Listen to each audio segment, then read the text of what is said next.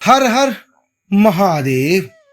श्री शिव महापुराण रुद्र संहिता द्वितीय सती खंड अध्याय 30।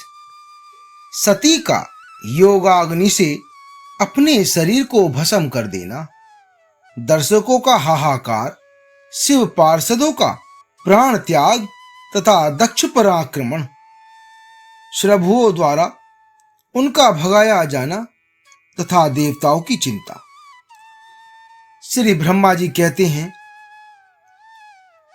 कि हे नारद, मौन हुई सती देवी अपने पति का सादर स्मरण करके शांतचित हो सहसा उत्तर दिशा में भूमि पर बैठ गईं। उन्होंने विधि पूर्वक जल का आचमन करके वस्त्र ओढ़ लिया और पवित्र भाव से आंखें मूंदकर पति का चिंतन करती हुई वे योग मार्ग में स्थित हो गईं। उन्होंने आसन को स्थिर कर प्राणायाम द्वारा प्राण और अपान को एक रूप करके नाभि चक्र में स्थित किया। फिर उदान वायु को बलपूर्वक नाभि चक्र से ऊपर उठाकर बुद्धि के साथ हृदय में स्थापित किया। शंकर की प्राण वल्लभा अनंदिता सती उस हृदय स्थित वायु को कंठ मार्ग से भ्रकटियों के बीच में ले आई।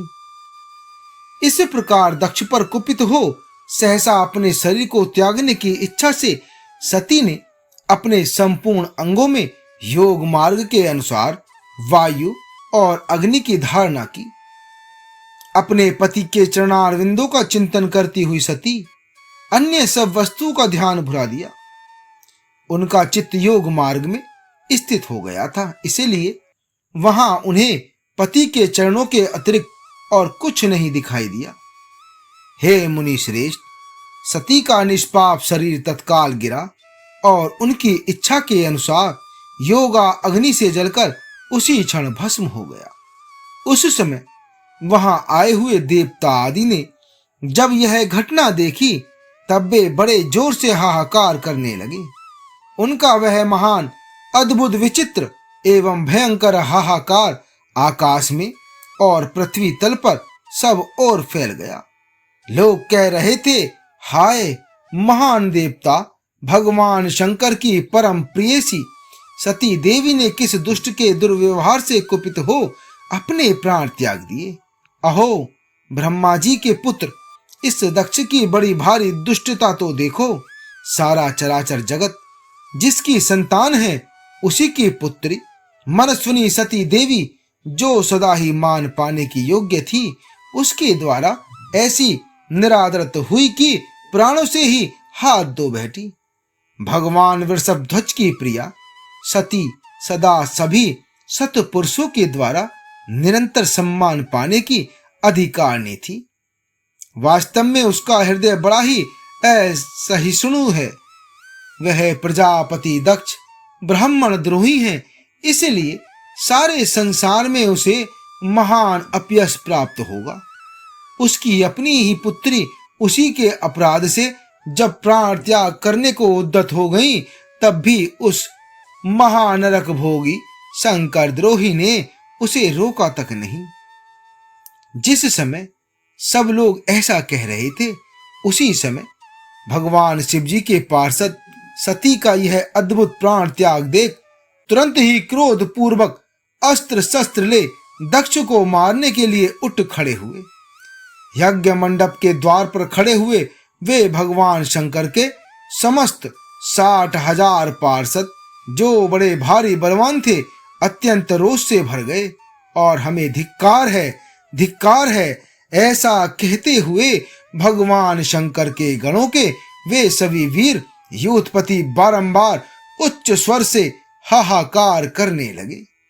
हे देवर्षि, कितने ही पार्षद तो वहां शोक से ऐसे व्याकुल हो गए कि वे अत्यंत तीखे प्राणनाशक शस्त्र द्वारा अपने ही मस्तक और मुख आदि अंगों पर आघात करने लगे।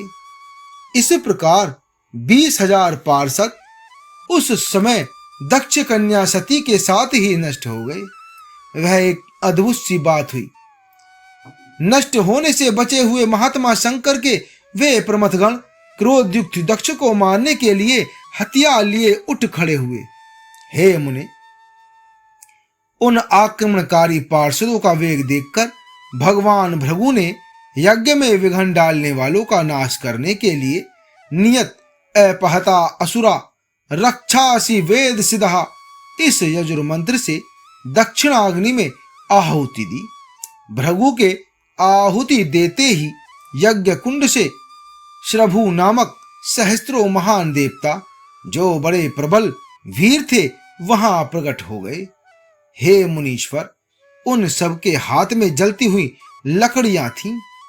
उनके साथ प्रमथ गणों का अत्यंत विकट युद्ध हुआ, जो सुनने वालों के भी रोंगटे खड़े कर देने वाला था। उन ब्रह्म तेज से संपन्न महावीर श्रभुओं की सब ओर से ऐसी मार पड़ी, जिससे प्रमथगण बिना अधिक प्रयास के ही भाग खड़े हुए। इस प्रकार उन देवताओं ने उन शिव गणों को तुरंत मार भगाया। यह अद्भुत सी घटना भगवान शिव की महाशक्तिमती इच्छा से ही हुई। वह सब देखकर ऋषि इंद्रादि देवता, मरुदगण, विश्व वेदवेद, अश्वनी कुमार और लोकपाल चुप ही रहे। कोई सब ओर से आकर वहां भगवान विष्णु से प्रार्थना करते थे कि किसी तरह विघ्न टल जाए। वे उद्विग्न हो बारंबार विघ्न निवारण के लिए आपस में सलाह कर रहने लगे। प्रमथ गणों के नाश होने और भगाए जाने से जो भावी परिणाम होने वाला था, उसका भली भांति विचार करके उत्तम बुद्धि वाले श्री विष्णु देवता अत्यंत उद्विग्न हो उठे थे। हे मुने, इस प्रकार दुरात्मा शंकर द्रोही ब्रह्म बंधु दक्ष के यज्ञ में उस समय बड़ा भारी विघ्न उपस्थित हो गया। आगे का अध्याय 31 में। हर हर महादेव।